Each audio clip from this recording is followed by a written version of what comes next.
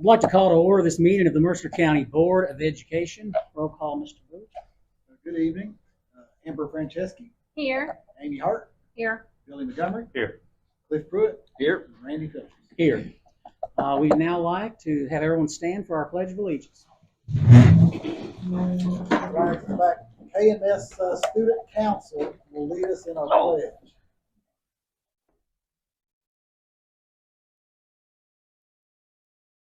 Pledge allegiance to the flag of the United States of America and to the republic for which it stands, one nation under God, indivisible, with liberty and justice for all.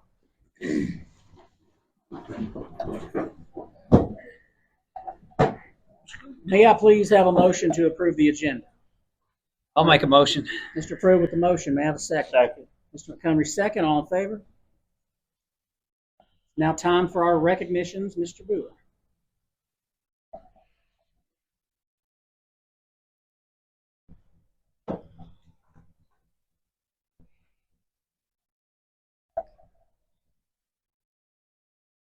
So first up, we're going to recognize our Superior Titan Award winners this past month. To be a Superior Titan Award winner, you have to have perfect attendance during the month they're being recognized, complete all your homework assignments and tests. You have to have passing grades in all your classes, no discipline issues, demonstrate great leadership skills, and you have to exhibit a winning attitude and spirit towards learning and peers. We call this the Dairy Queen Superior Titan Award because not only do you get a plaque and recognition at the board, but you also get a free large blizzard from Dairy Queen, which is really, really nice that they help us out with this. So again, our first up, Dairy Queen Superior Titan Award winner from our elementary school is second grader Andrew Bottoms.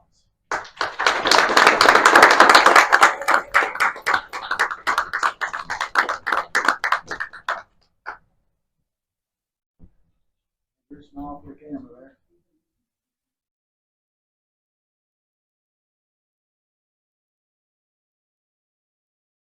Good job, Andrew. Our Superior Titan Award winner for the intermediate school last month is Chelsea Watts.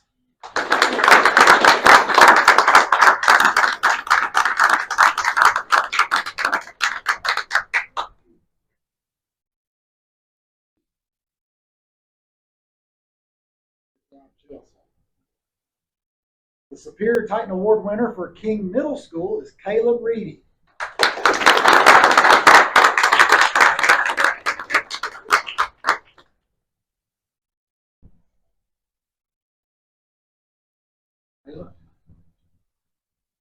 And the Superior Titan Award winner for the senior high school is Trevor Ellis.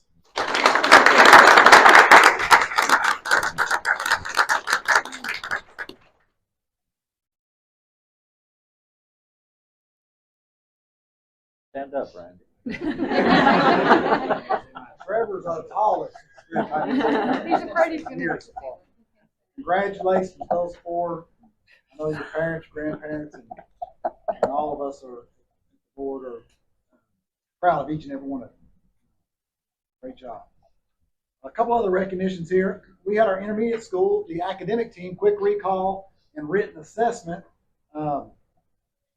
placed second at the district, and they're going on to regionals. We'd like to recognize those students if they come forward. Isabella Broshi, Emmett Dulogas, Isabel Franks, Matthew Jones, Hadley Dean, Aniston Carey, J.J. Kennard, Harrison Carlton, Carson Hogue, and Laney Sauer.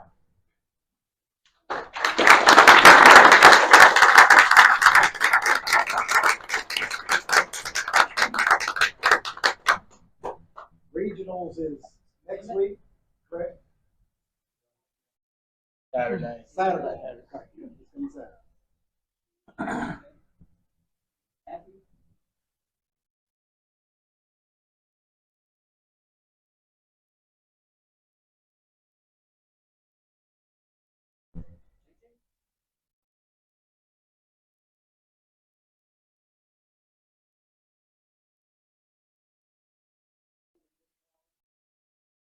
Yeah.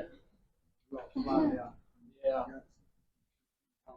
You can do it, Jay. We can figure it out.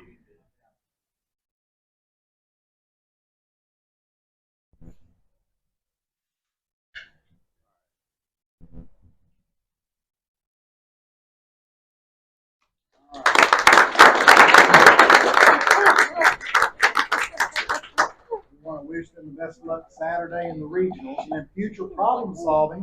The whole team gets to go to regionals, and we'd like to recognize these 4 students for future problem solving: Jackson Webb, Jaylee Freeman, Mackenzie Smush, and Kessler Lesko.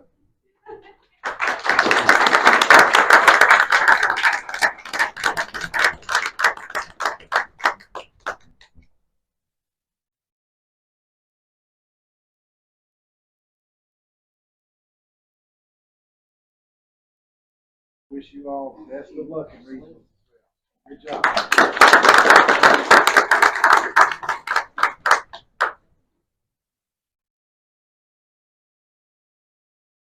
We will take just a brief recess. If you want awards, you're welcome to stay. If not, you're certainly dismissed. But we'll take about a couple of minutes, okay?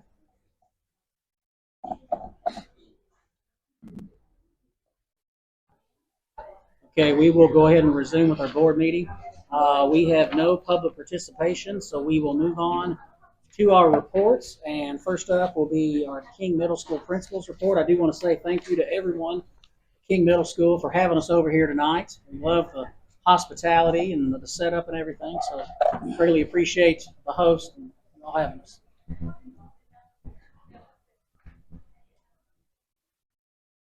I appreciate that, and I'd like to welcome everyone to King Middle School. We're excited to host this Board of Education meeting, and really think it's historical. I don't know that we've ever at King Middle School hosted a Board of Education meeting. I've been around here almost 20 years, and I don't think we have, so really excited for this opportunity, and love the idea because this is where student learning takes place. So we love having you all in this building and look forward to rotating throughout the district. Before I get started, I'd like to give much needed shout out to the staff members here that helped, students here helping and presenting, and finally to Marnie Van Winkle, who made the amazing cookies for this Board of Education meeting. She did an outstanding job.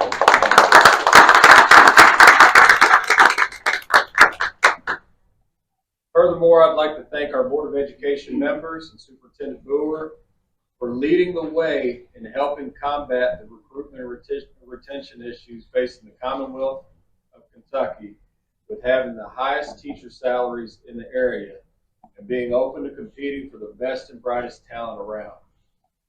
I've been a principal since 2016, and the current climate of public education I have seen right now is the toughest with recruitment and retention.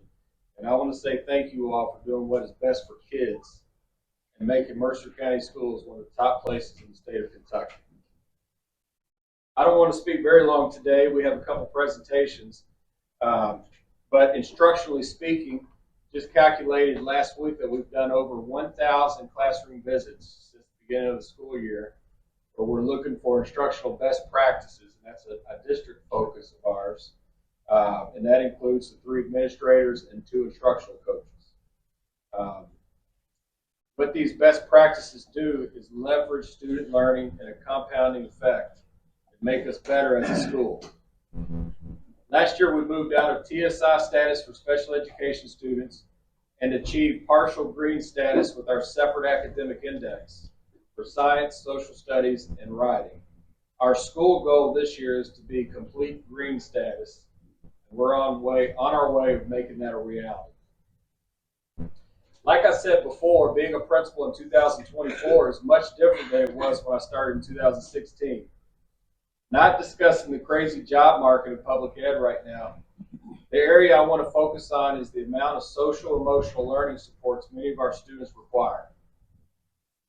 I recently read a report from the CDC entitled "Middle School Students Across the Nation Are Hurting More Than Ever," and indicated recent data highlighting 44% of American teens reporting feelings of hopelessness and sadness as compared to 26% from 2009, and that's a nationwide survey. There are many reasons given, but one that stood out to me was the relationship between social media and the social media explosion in 2012, and then the correlation as a sudden spike with anxiety and feelings of sadness by our students. Tonight, I'd like to highlight how we're reacting to this data at King Middle School, Mercer County Schools, by highlighting a couple unsung heroes here at KMS. Our two guidance counselors, Hillary Cheek and Kristen Hammer. I think they're two of the best. I would also like to highlight our district social worker, Ms. Lee Dunn. Without them, our school could not function at a high level like it does today. So at this time, I want to thank them for their efforts. They're making a huge difference.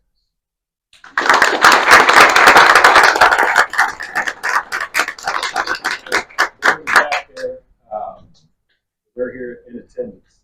Some of the stuff they oversee on a day-to-day basis, the SEL curriculum coordinator our teachers use weekly, which is called In Control. Classroom guidance lessons where they go into classrooms and focus on cyberbullying, harassment, and bullying. Weekly small groups focusing on anxiety, self-control, and a grief group. There are over 50 students involved with this intervention. The amount of outside counselors in our schools also, and this is a nationwide deal, at an all-time high, and they coordinate those efforts as well. One-on-one daily counseling, check-in and check-out program overseeing 4 mentors in the building, adults, with around 50 students involved. They control our MTSS data and student needs meetings.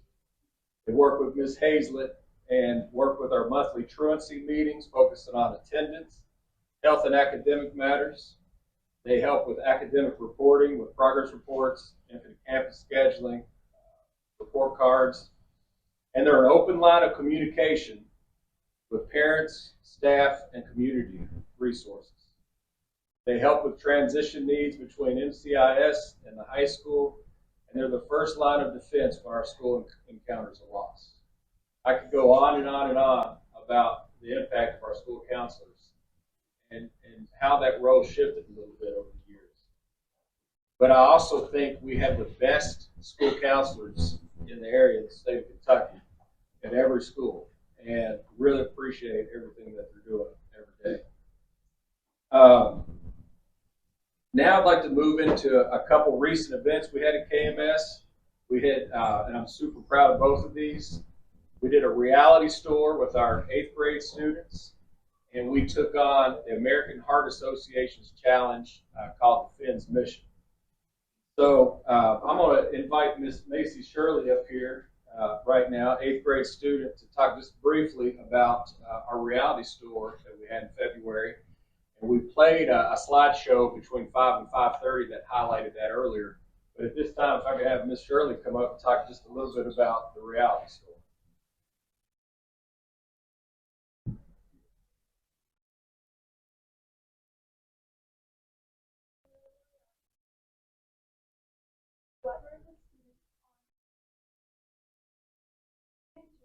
Responsibilities as an adult. It's an interactive approach.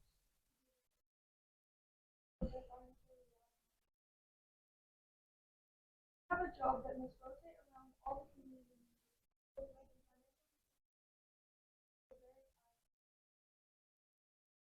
I chose a career because I was given a 7-year-old girl. When I first got in there, I went to the Uncle Sandy. They took most of my money for tax. That so much money was taken out. I was left with about $2,000 for the month. Then I went to the bank. I tried to put all my money in savings. I thought I was going to buy a house at the home group, but I was afraid I wouldn't have enough money. I decided to rent a 2-bedroom townhouse for me.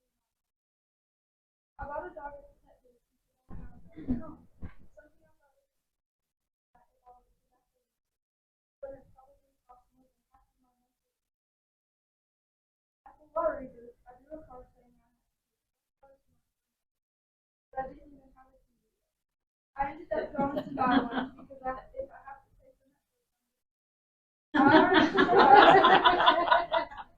I also bought a cell phone plan. I probably spent the most money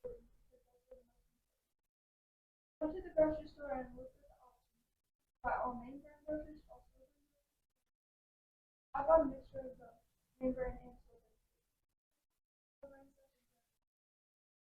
After that, I was running low on money, so I had to do it myself. It wasn't too bad because I only had one kid, so I had some free time. I felt bad for the people who had less kids. That stood out the most to me was the interest. I went home and talked to my mom about it. I didn't even know I'm really glad I had the opportunity to do it.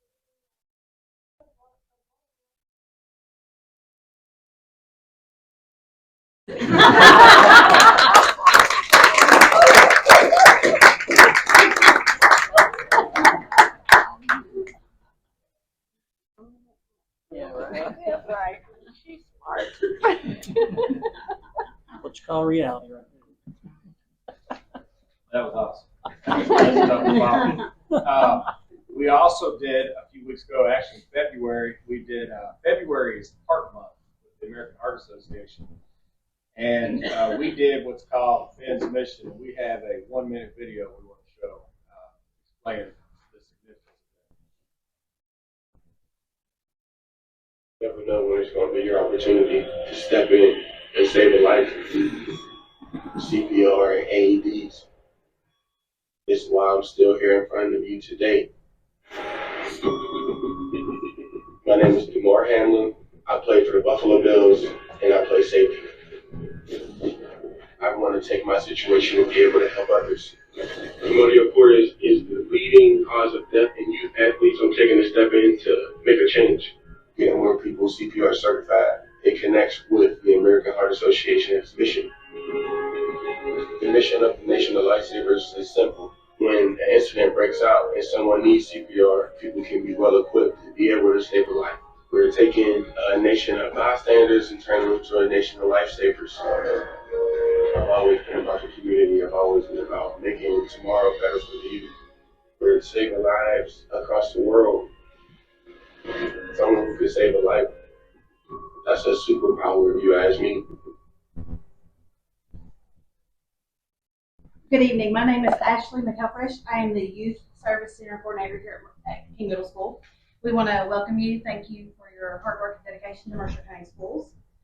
Recently, KMS students, they were able and encouraged to participate in Finn's Mission. And Finn's Mission is a national kids heart challenge that helps students learn more about heart health. There were 7 challenges that they had to complete throughout the week. And then at the end of the week, we had local registered nurses and EMTs come in, and they taught every single student here hands-on CPR. So, and then our goal at this school was not only to teach the students how they could possibly save a life, but raise awareness and donations. We had a goal of $1,500. We met that, and those funds were donated to the American Heart Association. Today we have JC Sanford, who is a 7th grader, and Kellen Sherman, who is an 8th grader here at KMS, and they are going to demonstrate CPR. First step, hands-on CPR.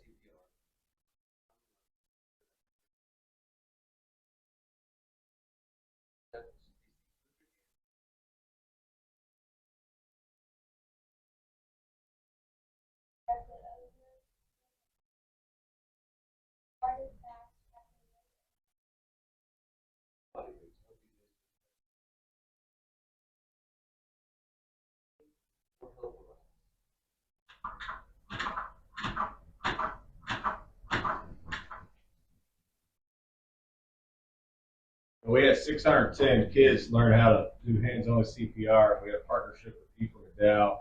We had a couple EMTs here, and we had American Heart Association. That is a big deal. That's a really big deal. That's a life skill. And you think 610 kids, 1 or 2 or a handful may have to use that during their lifetime. And so really blessed to have the folks from American Heart Association and proud of our kids. Finally, I want to say I'm a public education guy. All right. Thank you. I want to wrap this up and say I am a public education guy, and I want to urge the folks to not be beholden to the rhetoric from some in power across our nation, Frankfurt, concerning the state of affairs in public education, with some recent legislation and not guaranteeing the much-needed teacher and support staff raises that our folks need across the Commonwealth. Public education is a beacon of hope for thousands of students across the Commonwealth. And we feel like we're in great hands. And we feel like our school and district are moving in a positive direction. KMS can't be the best without you all. And we have great confidence in the direction that we're heading. And we just want to say thank you. So thank you all so much for allowing us.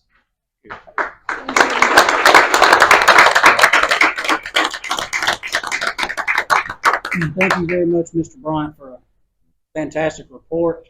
Appreciate demonstrations. Very well done. You guys are doing great work over here. Up next, our finance officer report, and Amber Minor.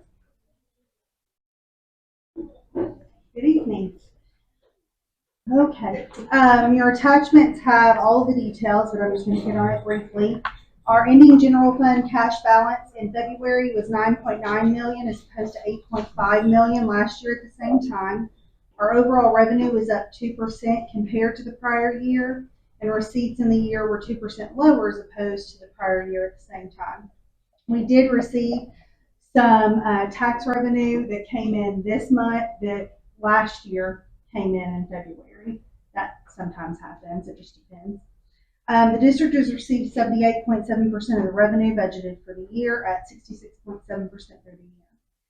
On the expense side, those are down 3% compared to the prior year at the same time. And in the month of February, we had expenses of $1.82 million.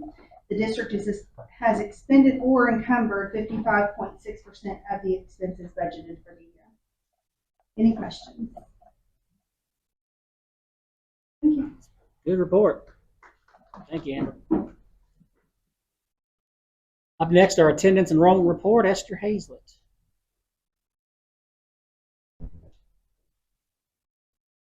Good evening. Years flying by, so the month 7, if you look down there, you can see that the high school had 94.4, so they're our attendance winner for month 7. And we like those numbers. So, anybody have any questions about the enrollment report? That's a fantastic report considering we're in the middle of Yeah, I know. But, cold season. You're looking really at February through March. Those are some, so Good stuff. it'll hopefully continue to get better as we get closer to warmer weather. Thank you, Esther. Construction report, Jason McAllister.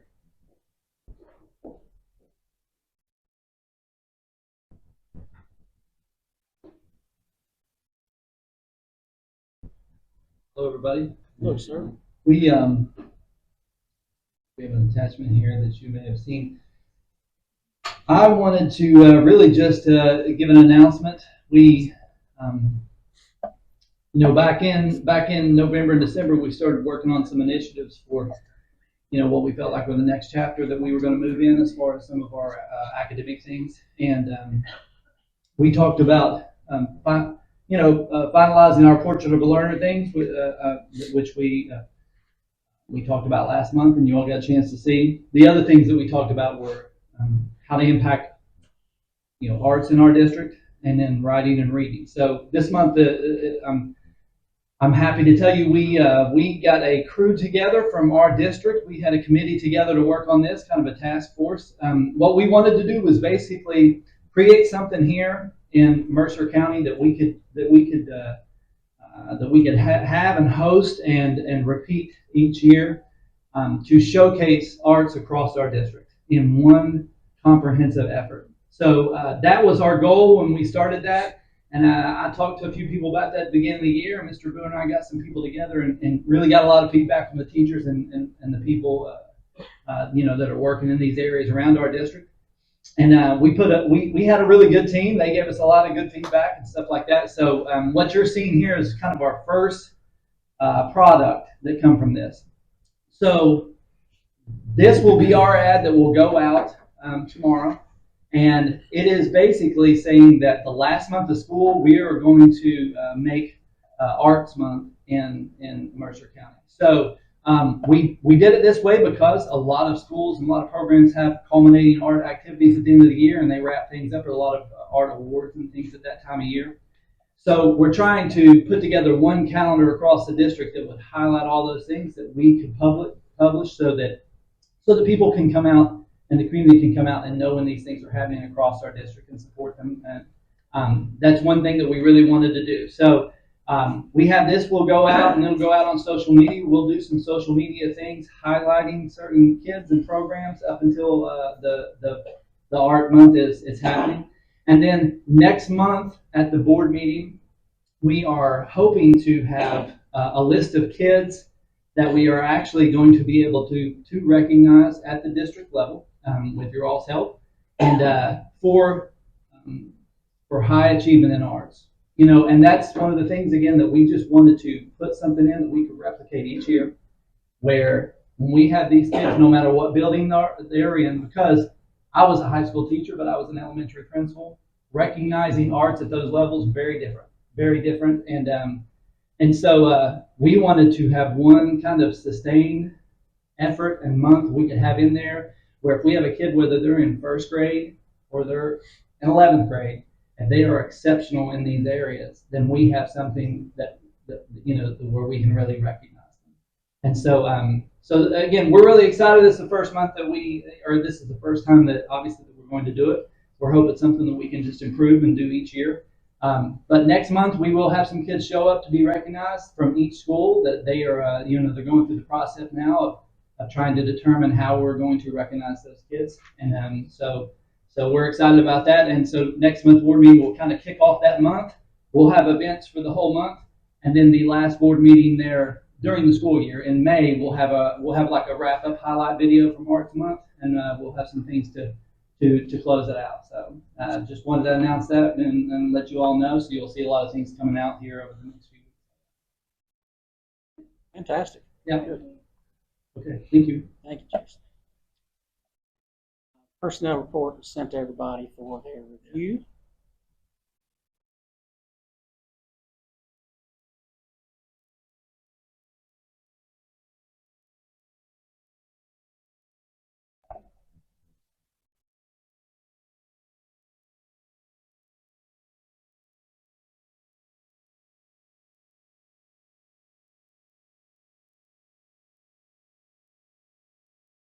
We'll move on to our superintendent's report. Good evening. First, I want to say thank you to Mr. Bryant and his staff for setting all this up and hosting us. I know I got to read all the poetry back there in the back, and that was neat to see, and all the art designs and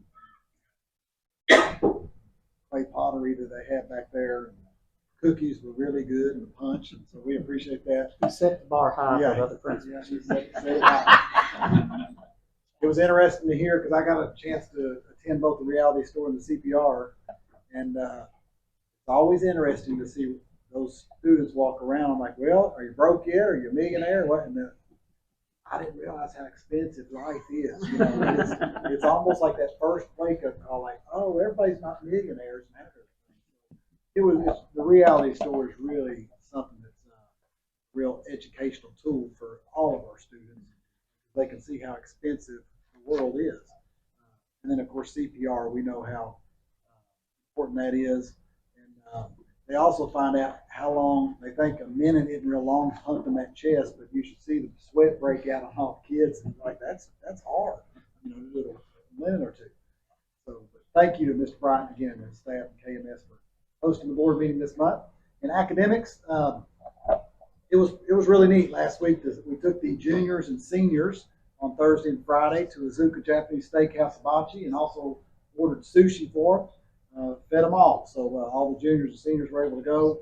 Many of them, I think I counted 37 seniors and almost, I think it was 33 juniors had never been to hibachi anywhere before. So that was neat to see. They got to experience that. And a lot of them, even more than that, never tried sushi before. So that was interesting too. And a lot of them said, hey, this is pretty good, you know. So but they really appreciated that from the board having them. And again, that reward was for them being #1 in all of Central Kentucky on the KSA score. So again, they earned it. They deserved it. And they did something that no one's ever done as far as a class of juniors and seniors here in Mercer County before. New elementary school bids will be talked about here in just a little bit. We're really excited about them because, you know, in the the age we're in now, we're thinking, whatever you think it is, it's usually double, or it's a few $1,000,000 more, or whatever. But we are super excited that those bids came in under around $2.5 million under the anticipated cost. So we're excited about that. And not only are we 2.5 under what we thought it was going to be million, we're also in a few years anticipating getting a $1.5 million rebate for putting in geothermal to the new elementary school. So that is a big savings to our district and our taxpayers, and we are excited about that. Graduation for the seniors. We can start putting that out tomorrow or later this evening. Will be Saturday, May 18th at the high school gym, like in years past, at 7 p.m. And they are planning on having Project Prom following graduation, so we can mark our calendars for that. May 18th, Saturday at 7 p.m. Not Project Prom. Graduation. Project Prom is following that. You had me thrown. Yeah. Project Graduation. Oh, I say Project Prom. That's what I'm used to have. Project Graduation. That's right. Thank you for correcting me. I do have Project Prom. No, we've already had proms. Just have graduation there. Mr. McAllister talked about the arts, month-long art showcase. We're excited about that. We want to say good luck to our middle and high school band. They're competing at East Kentucky University at the KMS concert assessment next week. This is their annual evaluation that they get. They've been working on that program for the last couple months. In athletics, our boys and girls won the district basketball tournaments. So we want to commend them and congratulate them and their coaches. Spring sports is underway. Hopefully we'll get a little bit more warmer weather, because I know sitting outside in games like tonight will be really cold. And the last couple of things, legislation update. I know we're following a lot of bills. The session's winding down this week. One bill, House Bill 6, it's the budget bill. I know a lot of the representatives, and of course the senators that goes to them as well, but they're saying that they're giving a 4% and 2% the next 2 years, 4%, 2%. And that's a little bit misleading. A lot of people think, well, we're giving you a whole bunch of money, 4%, 2%, for pay raises and all this. But the easy way to explain it, if they give us 4% next year increase in SEEK and 2% the following year, if you put every penny towards teacher raises, and that's it, no supplies increase and no electric cost increase or anything, every penny towards staff raises, then that would allow you to do about half of that. So if they're giving you a 4% raise, that means if you put every penny towards that out of the increase in SEEK, that means staff could get a 2% raise. So when you look at it that way, it's not near as much as, of course, all the different associations are asking for. So we would, just last week, we're asking them to increase the budget more in SEEK. And then the one that's being talked about a lot is House Bill 2, the constitutional amendment. I know using public taxpayer money to fund private schools was found to be unconstitutional back in December, this past December. Now the General Assembly wants the voters to decide whether or not to change the Constitution to allow public funds to be used on private schools. While we are excited that the public gets to finally decide whether public funds could be used for those private schools, we are strongly against this constitutional change. Public money should be used towards public schools, not private schools. For rural communities across the Commonwealth, just like Mercer County, people need to understand this.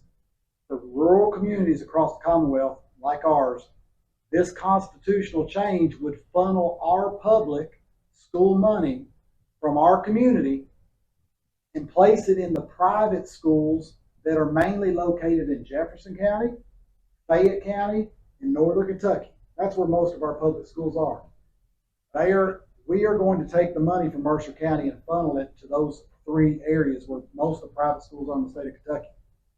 This is why we are against, or one of the main reasons why we are against this constitutional change.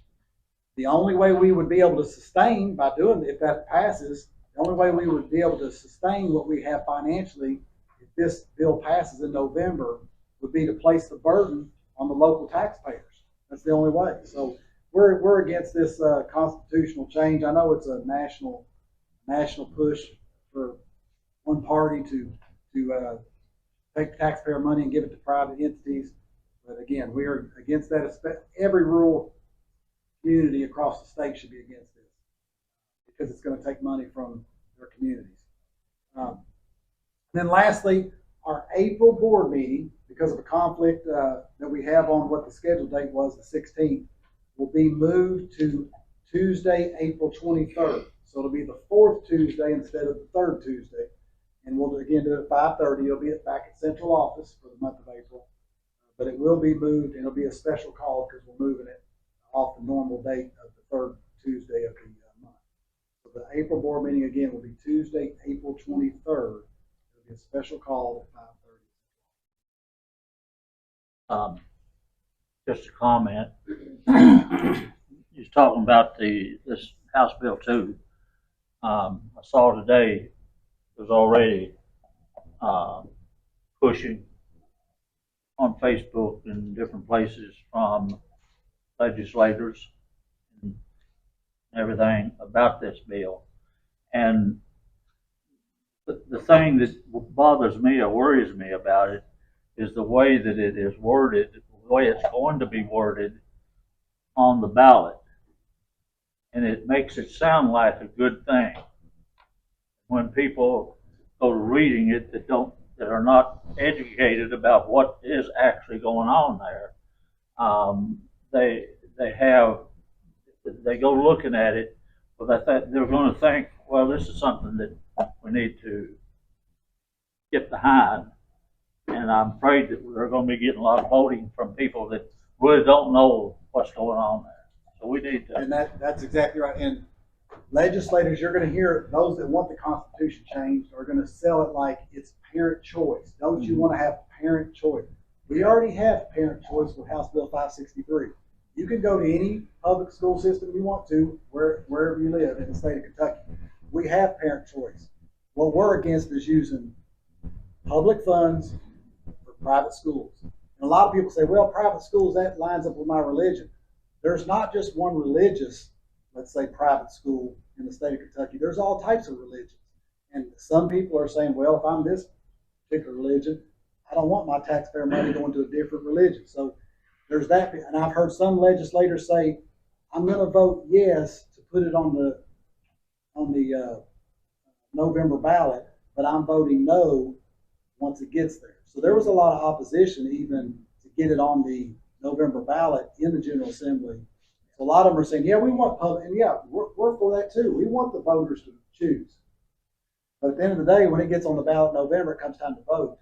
We are strongly against that, taking taxpayer money and funding private schools with that money. And funneling, like I said, out of rural communities, we're putting in Jefferson, Fayette, and Northern Kentucky is where most of that money is going to be going.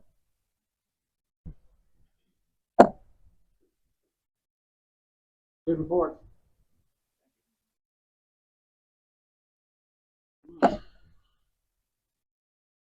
Okay, up next is our consent agenda. Everyone should have had an opportunity to look at those items prior to the meeting.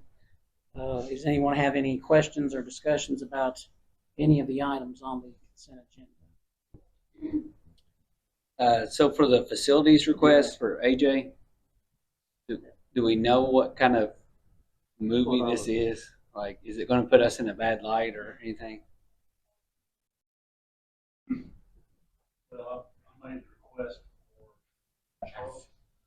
Okay. She can speak more to the specifics of the movie. Okay. I'll let you know any If I understand Hi, I'm correctly. Melanie. I'm here from Los Angeles. We're shooting a movie in Harrodsburg and Danville. We're staying at the Beaumont Inn. We're shooting a lot at the Beaumont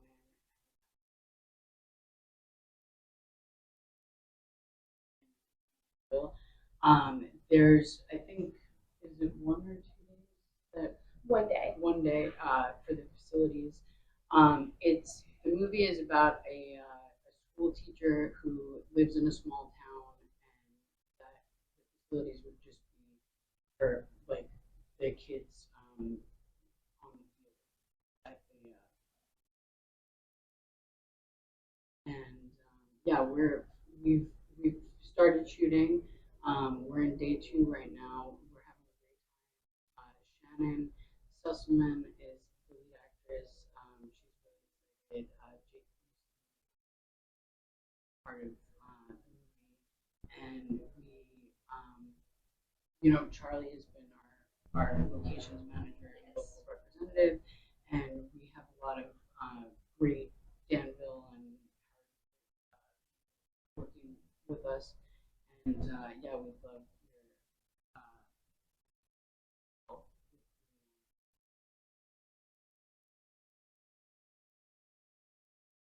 What is the movie? I mean, what does it kind of portray or It's about a school teacher who lives in a small town, and It's a romance, and she like she's never really branched out with anything, and then she's just finding out, like it's a falling in love story more than anything.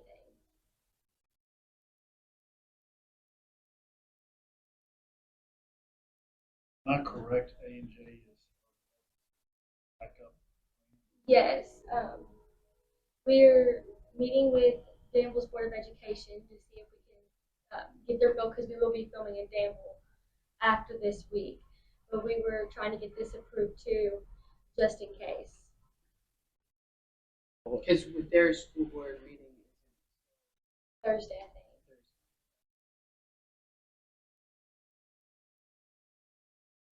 I think it sounds kind of neat. Remember, I heard they may need some extras. oh, do they? Yeah, we got. Are they having what is it called? Craft service, catering. Oh, Olympics for cripples? Is that what they're having? Yeah, I got somewhere my cane. My wheelchair's over there. There's my cane there. I could cripple down the track.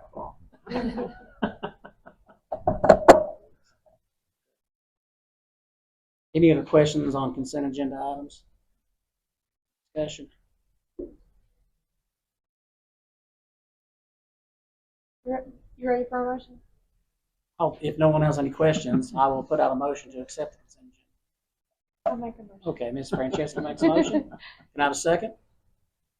I'll second. Ms. Hart seconds. All in favor?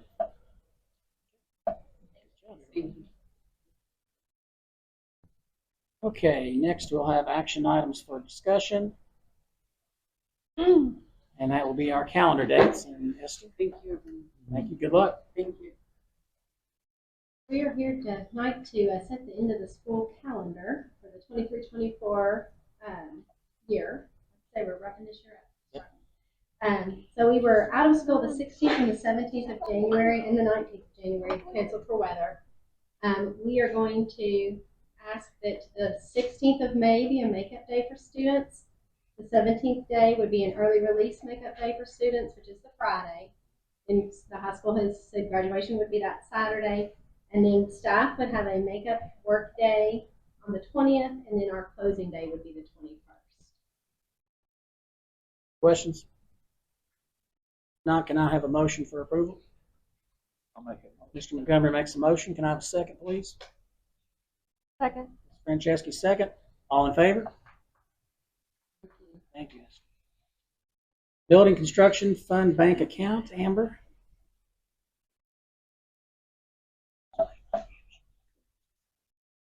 Okay, well, on down on the agenda, we'll be talking a little bit more about bonding for our construction project. So with that, we're going to have an influx of dollars coming in. We were able to negotiate a rate with Whitaker Bank, who is our local bank currently, for these funds to go into. So, but that does take board approval for that to happen, which is why it's on here.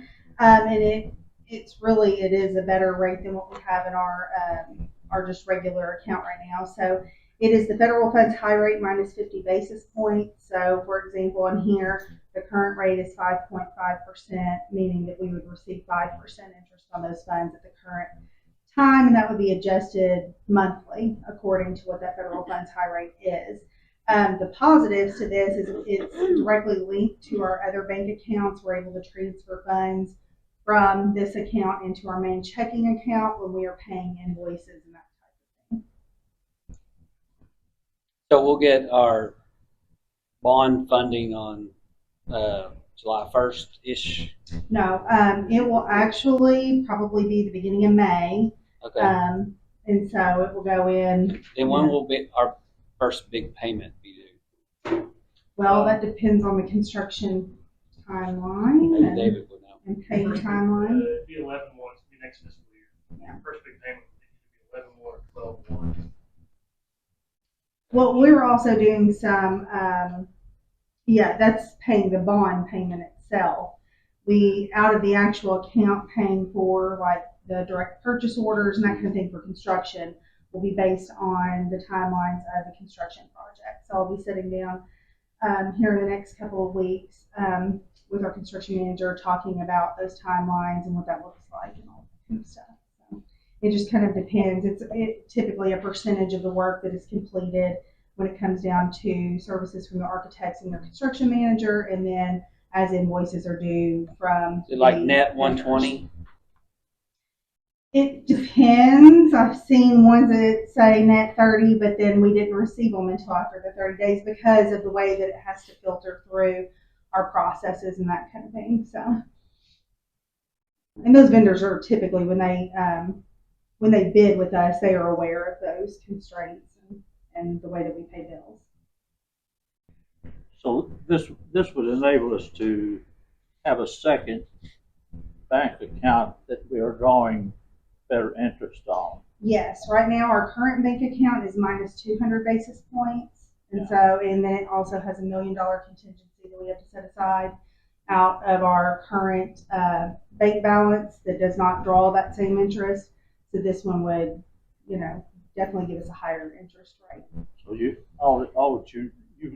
wouldn't really be paying out of this account, but you'd be transferring it to our normal. We'd be transferring it as those invoices are due and that kind of thing. Probably, on a monthly basis is what that looks like. Thankfully, we're in a position, that financially where we aren't having to, we have to have those funds right this minute.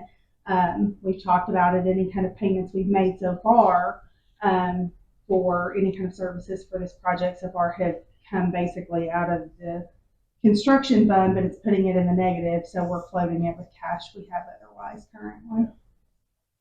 Great thing with 5% interest. Yeah. You put that much money in that account and 5%, that is a significant amount of money to get it back. That reduces the cost, overall cost. So you're not going to move funds daily? No. That would maximize our interest there. No. Well, not necessarily. I will let you come and help me do that every single day, Cliff. Well, probably would. I'll set you up at a workstation right beside mine, and Well, I'm just thinking we almost could hire somebody to do it. Well, the thing is, still come out that ahead. we are if we restricted did. as to what we can utilize those funds on.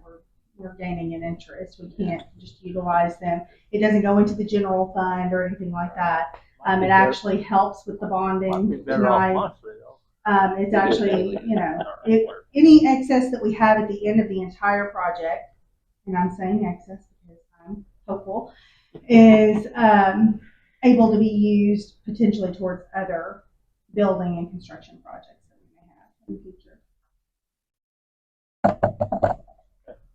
Any other questions? Questions? Pretty good. Can I please then have a motion to open the new construction building fund bank account? Mr. Montgomery makes a motion. May I have a second? I'll second. Mr. Pruitt, second. We will do a roll call vote on this. So. District 1, Amber Franceschi. Yes. District 2, Amy Hart. Yes. District 3, Billy Montgomery. Yes. District 4, Cliff Pruitt. Yes. District 5, Randy. Yes. Thank you. Thank you. We do have a leave report on here. Nothing we can really discuss. Chantel, is there anything? Just approval? I think everybody's had an opportunity to look at this. So can I get a motion to approve the leave? Francesca with the motion. Can I have a second? Second. Mr. Montgomery, second. All in favor? And policy updates first reading. You have that, Chantel?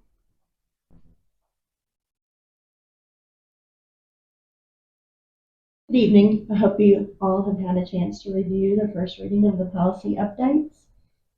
If you have any questions, just let me know.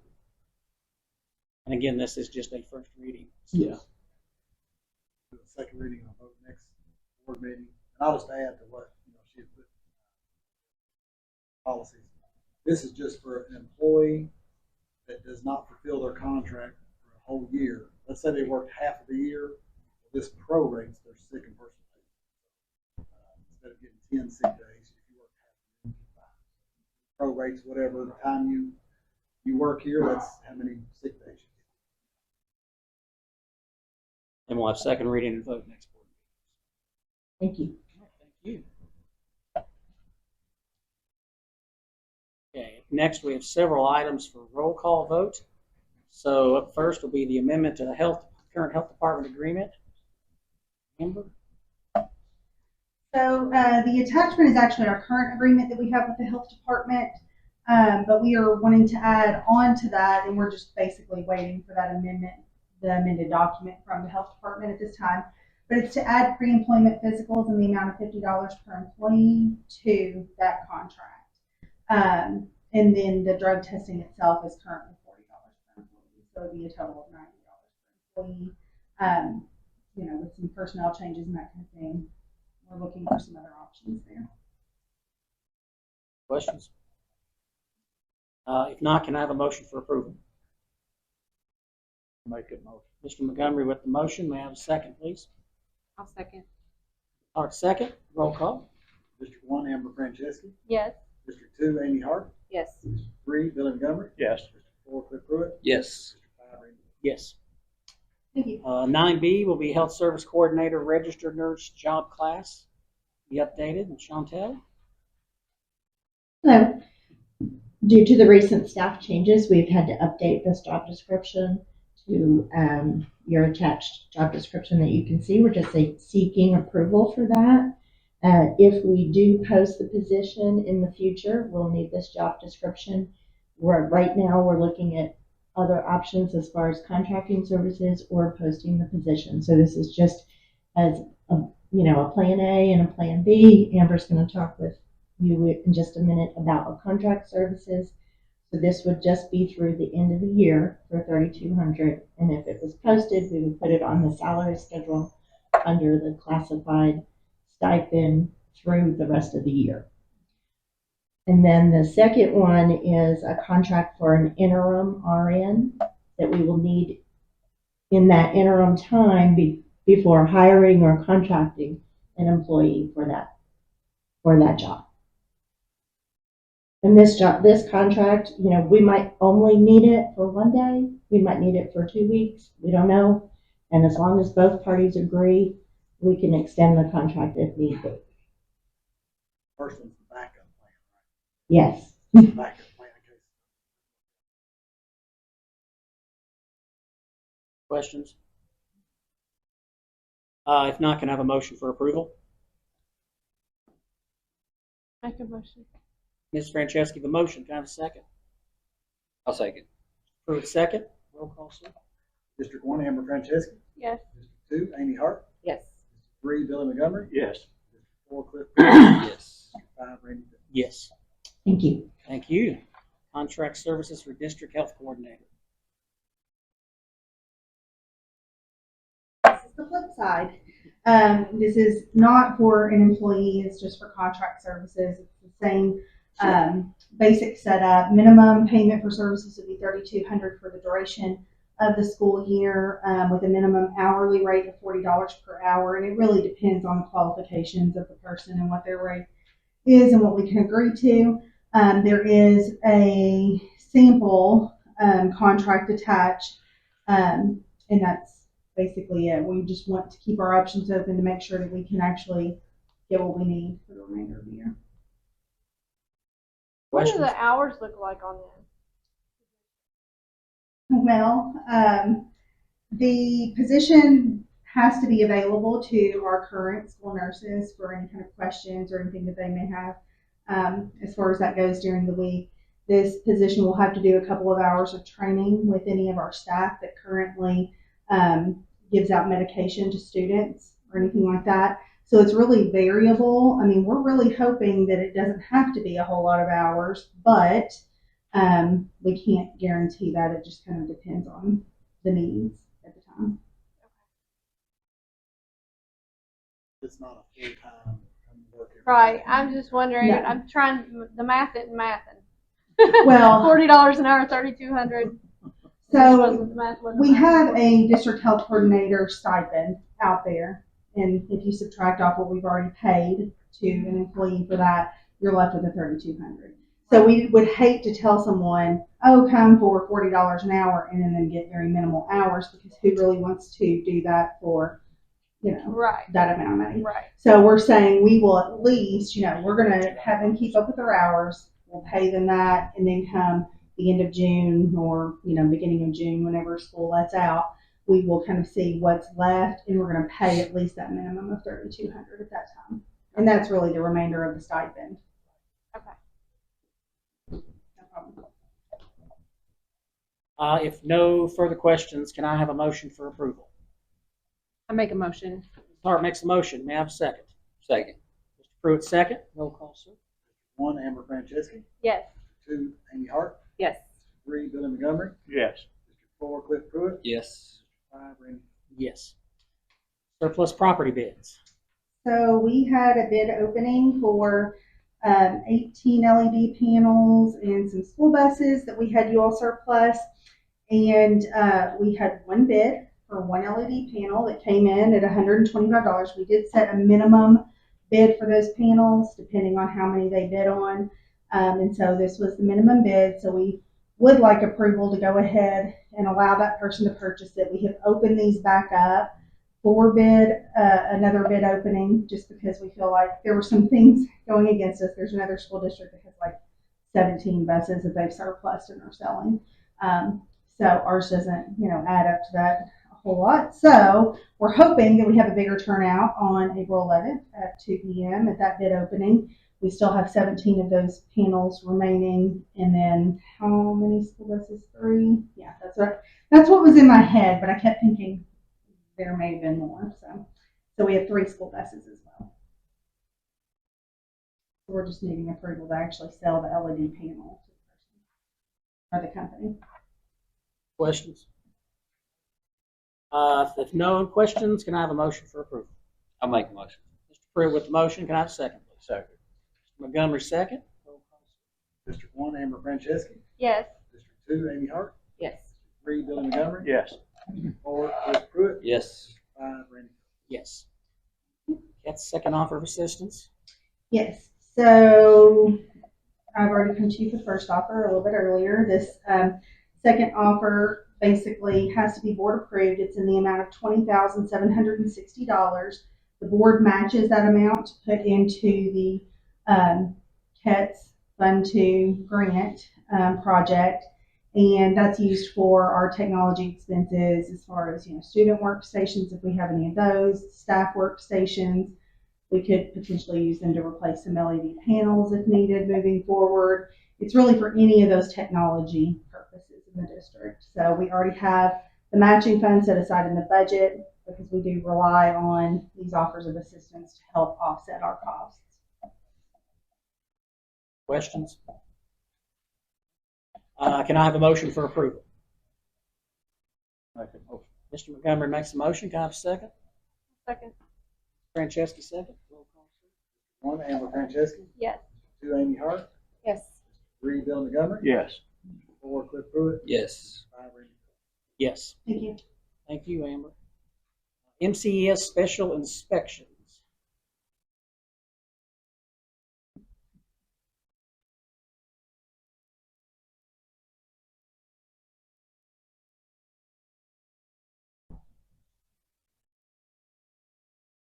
This is regarding the elementary school, and this cost is going to be on the BG1. That's later in the agenda.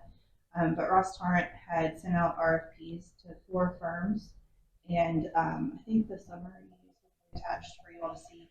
But Ellie Gregg is the low on that, so we're gonna recommend them for base bid and for alternate number 5, which is the bus canopy that would also need special inspections.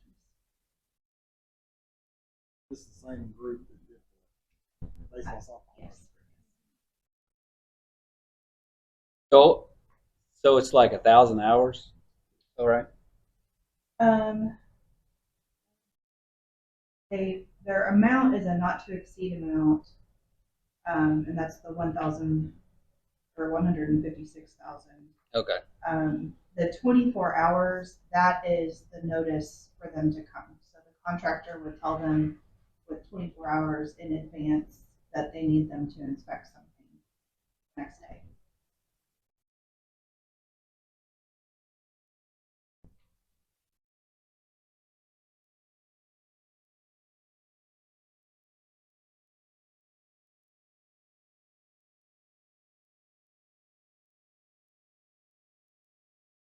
Anyone else have any other questions?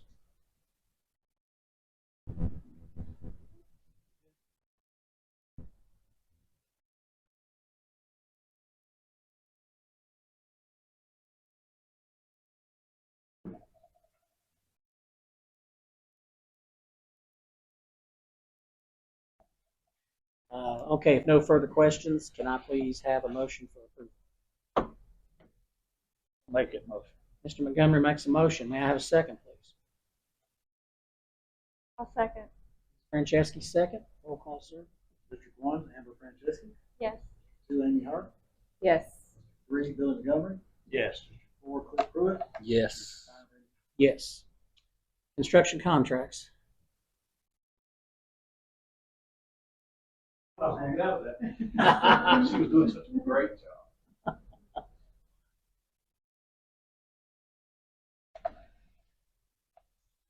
Good evening. So on March 7th, we bid the project. We've been working for well over a year putting this together. We've given you all a very accurate budget throughout the project based off of what we were working on. Compliments to Ross Tarrant and their team for working diligently to design the school that you wanted, to be able to get it into the budget that you needed. And, we're all excited. As Brewer said earlier, it came in under budget.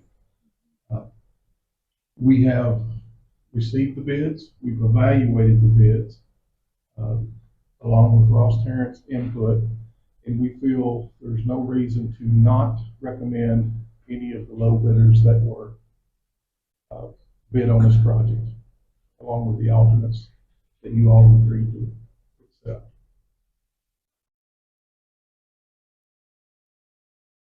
Any questions, anyone on this? Is there alternates that we did not have in there, Jason? Or did? We didn't accept what was one of them. The what? Door hardware, the owner preferred. Oh, okay, that was one. And that was the only alternate that wasn't accepted. Everything else was.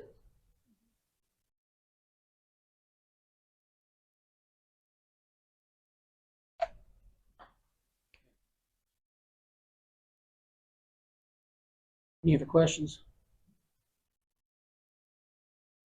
Okay, if no further questions, may I please have a motion to approve award of the construction contracts and associated direct purchase orders for the elementary school project for base bid plus alternates 2, 3, 4, 5, 6, 7, and 8. These will be subject to contract changes as requested by board council. Make it motion. Mr. Montgomery makes a motion. Can I have a second? I'll second. Hart, second. District 1, Amber Franceschi. Yes. 2, Amy Hart. Yes. 3, Billy Montgomery. Yes. 4, Cliff Pruitt. Yes. 5, Randy Phillips. Yes. MCES Commission.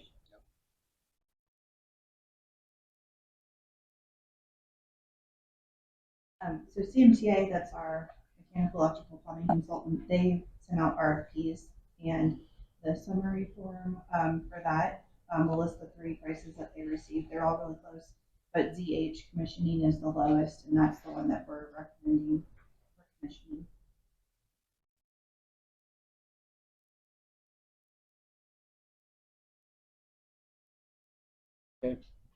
If no questions, can I please have a motion to approve awarding commissioning to ZH Commissioning in the amount of $42,920?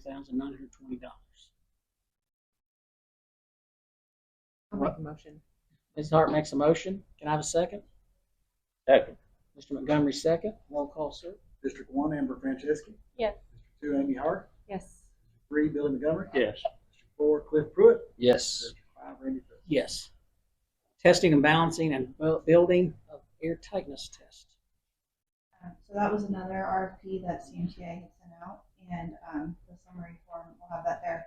They asked for two prices, base bid, which is just for the building itself, and then the building air tightness test, which is optional, but we do highly recommend that because that's where if there's an issue, when they do that test, you'll be able to, adjust things and have a very efficient building.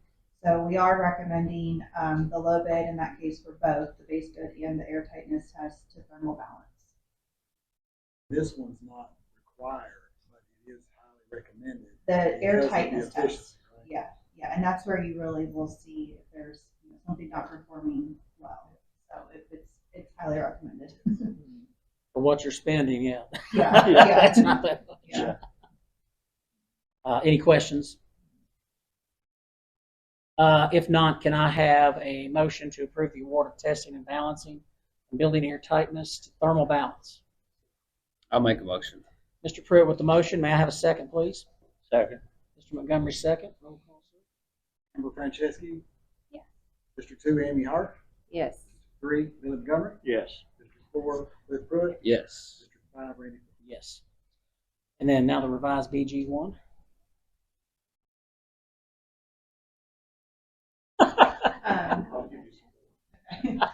So the revised BG1 has all project costs on it. It starts with the construction cost, which is base bid plus alternates 2 through 8. It has the fees and all other soft costs. So each of these, the spin, the testing and balancing and commissioning. It has also any other fees like for HBC submitting into that, printing, advertising, e-com. There's just a whole list of items. The survey, the geotech, all of that is listed as the soft cost, and that's what the total is. And then also it has the funding source at the very bottom on page 2.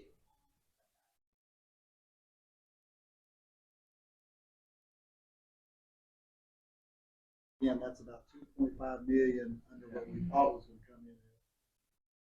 Plus the geothermal kickback is 1.5 million about. And 5% we get on the savings account. Is that the $1 million for investment earnings? Conservative estimate. Okay. Very good estimate. So we're expecting more More than than that. that, yeah. $1 million less bonds are issued. Gotcha. If no further questions, can I have a motion to approve the revised BG1? I'll make a motion. Mr. Pruitt with the motion. May I have a second, please? Second. Mr. Montgomery, second. Roll call, sir. District 1, Amber Franceschi. Yes. District 2, Amy Hart. Yes. District 3, Billy Montgomery. Yes. District 4, Cliff Pruitt. Yes. District 5, Randy Phillips. Yes. Okay, King Middle School change order number 1. And last. Number 1 and last. Yes. Oh, this is middle So school. this is for the project here for the restroom None for renovations. elementary. There was a change in the subs. So the plumbing subcontractor wouldn't sign their contract with EH, and so they had to switch it out. Because that sub is listed in the former proposal, it's a contract change. So that's why we have to do this. It's just kind of for paperwork and keeping all things documented. So it's a $0 change. It's just changing the plumbing sub. The one that they're changing it to is actually already on HVAC. They just have more scope so they can coordinate among themselves for plumbing and HVAC. We have no issue with it. It's a $0 change. We just have to make that change by change. Questions? Okay. If no questions, can I have a motion to approve? Make a motion. Mrs. Franceschi with the motion. Can I have a second? Second. Pruitt, second. Roll call, sir. District 1, Amber Franceschi. Yes.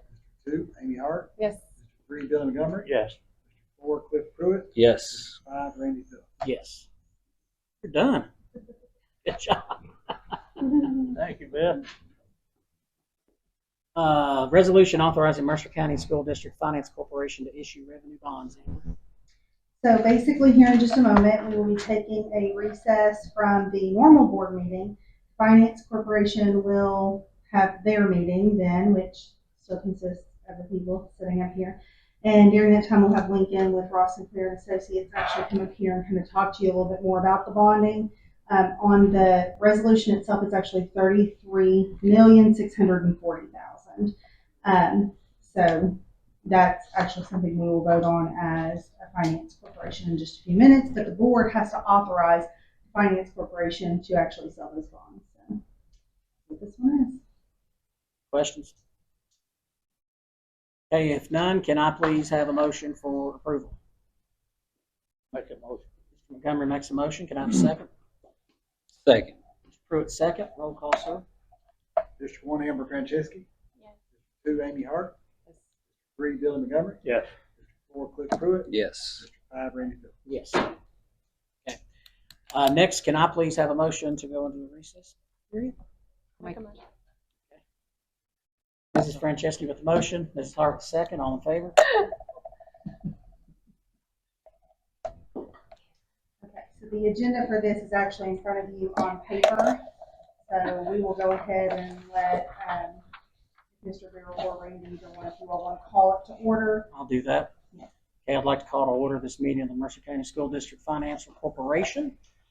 First order of business is confirmation of officers. As we have on our agenda. Amber, do you need to do this part? It doesn't matter either way. Basically, we normally structure it, and we have in the past. If you have any issues, we can change it. But where our chair and vice chair are still president and vice president, I still stay the treasurer, Mr. Brewer is the secretary, and then we have the 3 other board members as members of the Finance Corporation. We need a vote on the confirmation, so I thought, okay. As you can see, the officers before you and the members, the treasurer and secretary. Does anyone have any questions or objections to those? None. Can I please have a motion to confirm the officers? Make a motion. Mr. Montgomery makes a motion. Can I have a second? I'll second. Hart seconds. All in favor? Okay, up next will be consider the resolution in front of us. Amber. Yeah, and I'll let Lincoln, if you want to come up here and kind of go over a little bit more of the details of what that bonding looks like. But we're basically bonding a principal amount of $33,640,000. So. Again, Lincoln with RSA, glad to be here. I know this is kind of a point in the meeting when someone would stand up and say, "Don't worry, I'm only going to speak for an hour," and that would be a joke. Except the last time it happened. So don't let me go nearly that long. If there's any questions, please, I'm going to skip through. My job tonight is to show you, first of all, for the new faces, I'm glad to see what is a bond and how are we able to finance a $33 million project. So my presentation for my 20-year career has been very simply associating this financing process to taking out a loan for your construction of a home or to buy a house. When you walk into the local bank and sit down with that loan officer, they want to know firsthand, tell me all about the debt that you have currently on the books. So if you'll turn to page 1, again I'm skipping across, but each column on page 1 represents my fiscal year summary, principal and interest payments on previous bond issues. When I say bond issues, just think of it as a mortgage. So the sum of all those, if you jump to the far right-hand column I, you'll see that for approximately the next 4 or 5 years, the sum of all your bond payments are roughly $3 million. And then as you look farther out in time, the amount of debt that you have on your books decreases.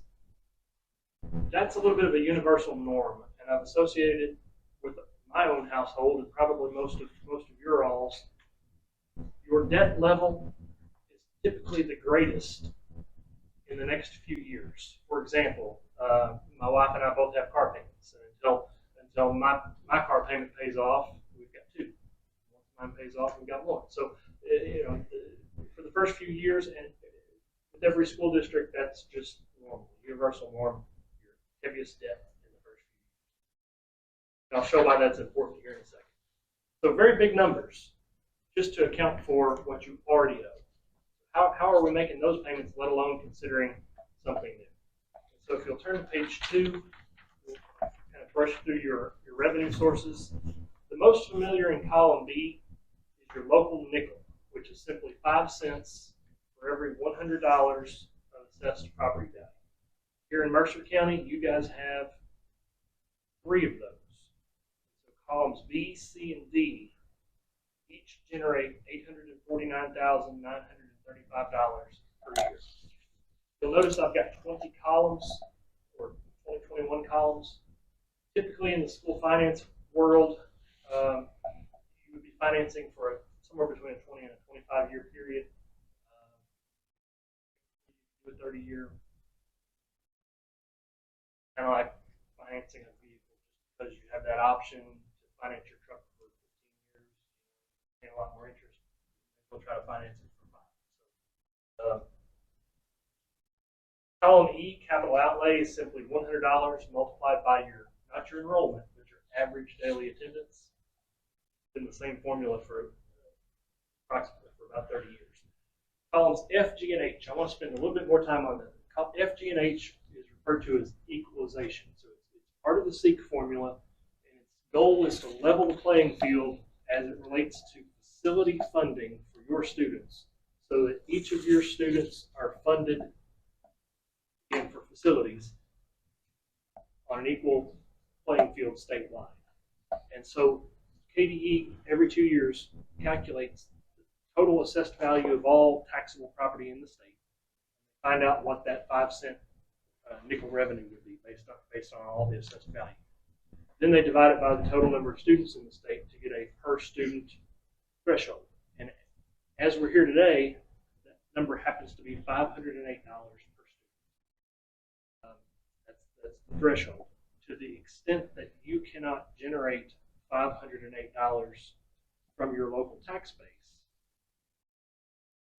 the SEEK formula says, well, we're going to make up the difference. So if you are a very property-rich Fayette County, Campbell County, if you're in a very heavy industrial tax base and just property-rich district, you may be able to generate above that threshold just from your local taxpayers. In that case, you don't receive any state funding of equalization. Most every other district, especially rural districts, receive some form of equalization. The reason I wanted to go into a little more detail on that is because every 2 years, the General Assembly kind of looks at that formula again. So what's happened over the last 2 years, certain pockets of the state, property values have continued to skyrocket. Well, at the same time, the number of students statewide has declined.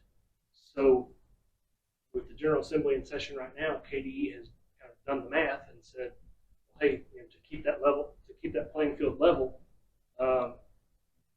new formula is going to be $90 per student higher.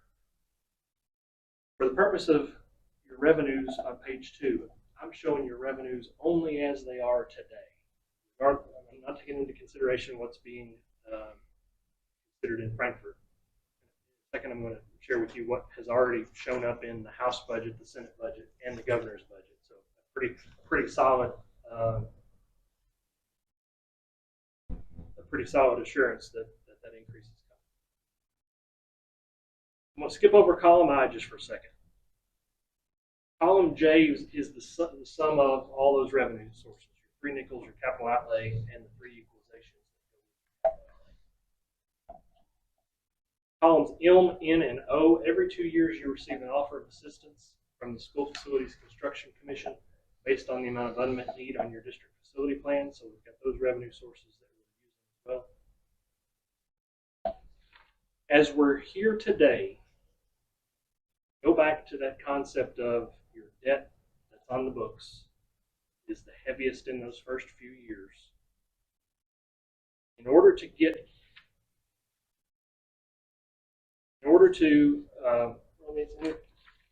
I'll pull it all together, but when we turn to page 3, column C. Page 3, column C would be the principal payments on the $33,640,000 bond issue that's needed for this project. So what you see here is that when you issue that $33,640,000, I have used very conservative interest rates. Interest rates would be lower if we sold bonds today, approximately 3 weeks before we sell anything could happen between then, so I am being concerned. You issue the $33,640,000 at those higher interest rates. Jump to column K, it does show that you've used up almost all of your bonding capacity for this moment in time. Now, not only have you used up all that bonding capacity, but if we jump back to page 2, column I promise I'm gonna kind of, it's going to sound like bad news, and I'm going to pull in the good news.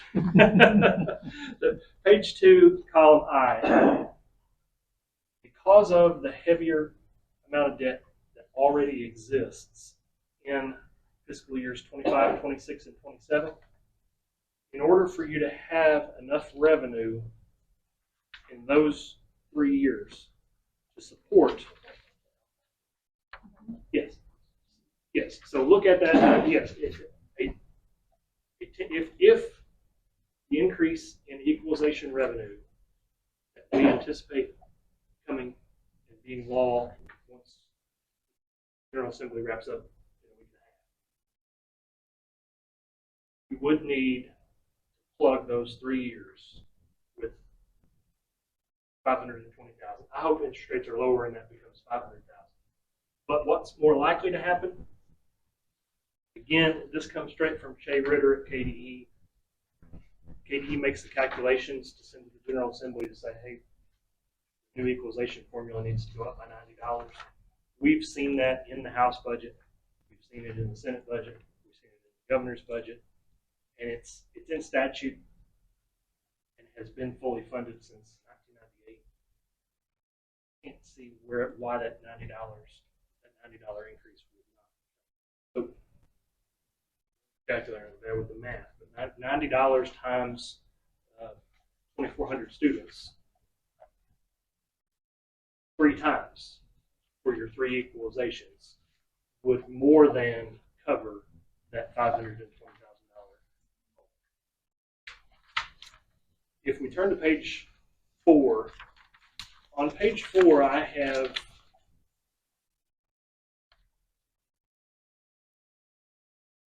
focus on page 4 are those equalization columns, F, G, and H.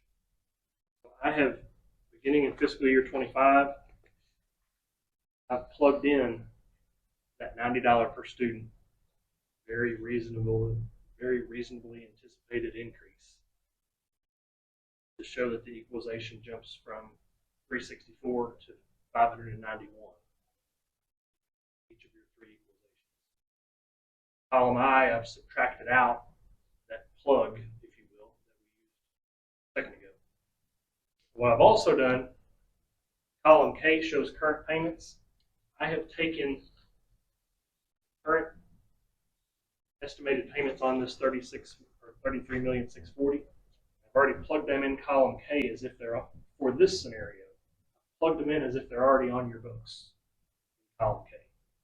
Just to see what you might have after we sell bonds and after this after this budget becomes law and you've got that increase in equalization. What we see here in column N would be your net revenue available after issuing the $33,640,000. Page 5. Wrapping things up. No, not about that. I'm just looking at the tough years. Well, there's a couple skinny years there. I assume you're not including the $1.5 million refund we would get from. I'm definitely not. Mm-mm. No. You can't bank on that until you actually have it in your account. I mean, we're hopeful. Hopeful is easy. Positive to some of this, even if, like, worst case, the 520,000 is we have been setting aside 750,000 in that budgeted area. Kind of think even worse than that. So that is a positive, and something we wrap in that's not included on here are those KISTA finance payments that we make and that kind of thing. So obviously it's better if we don't have to put that money in, but the positive is if it's not 750,000, which is what we were looking forward to, even if it's only, I say only, the 520,000, it's better, better case scenario than what we were originally looking And I mean, I don't want to put odds on it, but the most likely scenario on page 5 is that after you sell your bonds, once the budget becomes law, you're immediately here with $3 million of bonding capacity for an emergency to pop up. That's $3 million that will grow over time. If you think about what your equalization did this time from the $90 increase, well, if it was $100, we have 2,400 students, roughly two. I mean, it was more than $200,000 per year per equalization that increased. And so, short of a major recession or something that would take down property values drastically, every 2 years you typically see a bump in that equalization revenue. That's why I hesitate to use the term bonded out, because it's always your bonding capacity is always a growing thing. The last thing I'll point out on page 5, that $3 million bonding capacity that we hope to be available, hopefully we know that this is law before we even sell these bonds. April 15th, they should wrap up. This is what Amber's not wanting me to share, but if you really don't have it, he can just stop. if you jump all the way over, on page 5 to column K. The only thing that would be restricting your bonding capacity to $3 million after the issuance of this project is still those lean years. Now, just through the passage of time, once we get past that, then we're in good shape. But if you look So down, 2028, we're going to start building something else, Amber. Okay. Yes. well, if you look, We'll see. there are some larger revenue amounts that are available down through there. We just can't use them yet because we don't have enough revenue in those time years to. So the current high school bond will make the last payment on it in the 26-27 school year, the same year that the new elementary school is set to open. So then in the next year, our bonding potential opens up again. That's why if you go to page 1, the very first page, look at column F. Most bonds, and correct me if I'm wrong, but most bonds are the biggest payment is at the end of it. So yes. We're at the last 3 years there. We're already past the 1.9 million, 2.1, 2.1, 2.4. That's the last 3 years of the high school. That's why, like we've been restricted in those years. Hold back 750 because we thought the bids for this school was going to come in and we were going to have to use general fund money. 50. That's where he's saying, well, now that it's coming a little lower, 520 now. Worst case scenario is 520. Yeah. After the General Assembly's over, we may not have to do any at all out of general fund, which is great news. That'd be excellent. So on page 1, we've got 3 bonds that will expire. Yes. In 2020. But the large one, we're waiting for is that high school. That's the high school. And really, Lincoln spoke to, the 20-year and that kind of thing. I mean, we're seeing some things we're having to do at the high school now. And you can see we're coming to the end of that 20 years, and there are some things that we're already having to do at the high school. So that's really the thought process behind it. Once you get it paid off, then you have to maintain it even more so than you would have 20 years prior when you first built it. And so hopefully it brings up cash for those types of things as well. When Lincoln said some school districts do 25 and 30-year notes, that's really why you need to do it 20 years if you can, because things start happening after 20 years. Yeah, we need to have more bonding potential by then. If you're making those high payments and then you're having to bond something else like for HVAC or anything else like that, then you have basically 2 loans on the same building at that point in time. And when I started in this role 7 years ago, we really didn't think that we could even try to start the elementary school until the high school was paid off. So this is, we've grown leaps and bounds. I remember even 4 or 5 years ago having, 11 million in bonding potential only, and that was like a cap,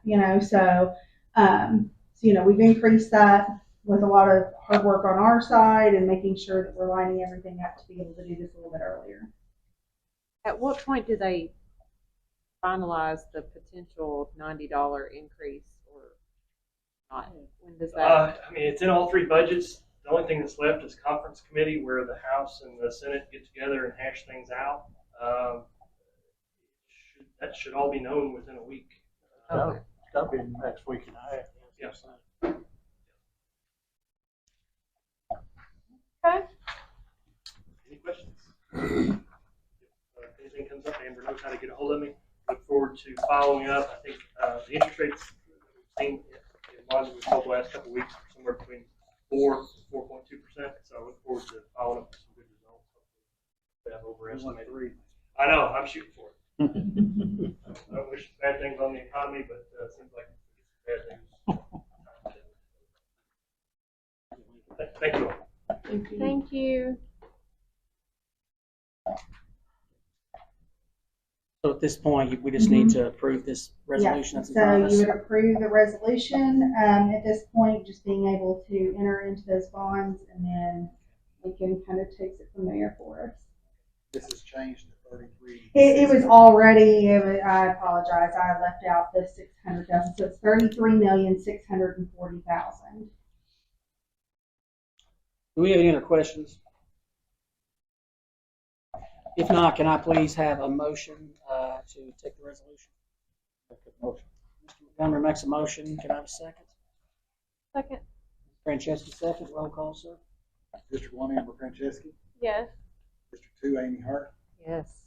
3, Billy Montgomery. Yes. District 4, Cliff Pruitt. Yes. 5, Yes. And then can I have a motion to adjourn the District Finance Corporation meeting? Montgomery makes a motion. Can I have a second? Second. Mr. Pruitt, second. All in favor? So our next item will be to come out of the recess and the report on the District Finance